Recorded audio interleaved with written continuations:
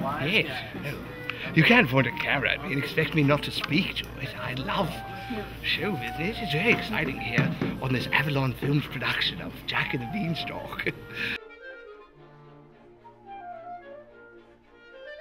Well, Mayor Litchfield is, by my account, too brief a role to really say what kind of person he is. I think the sequel, Mayor Litchfield, I think it's actually going to be called Mayor Litchfield and the Beanstalk. And quite frankly, when they asked me to play this role, I thought, well, why do we need Jack? I mean, no, seriously, I'm not kidding. Like, who cares about a kid when you got me? And I'm playing Mayor Litchfield. Change the story. Now, we've all heard the story of Jack and the Beanstalk 1,000 times. I mean, I tell a pretty good version of the story myself.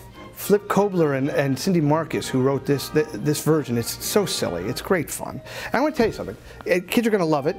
Families are going to love it. They're going to sit down and watch this movie, and it's not going to be like some Hollywood movie where all of a sudden the characters are saying something that you're like, I don't want my kids to hear that.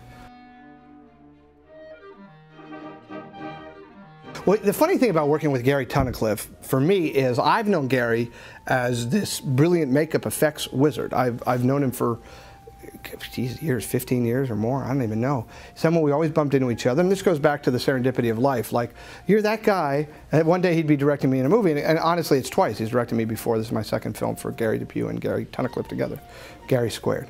Avalon Family Films is doing things exactly right.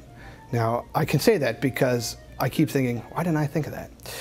But I've worked with Gary DePue before, and he's a quality guy, a smart guy.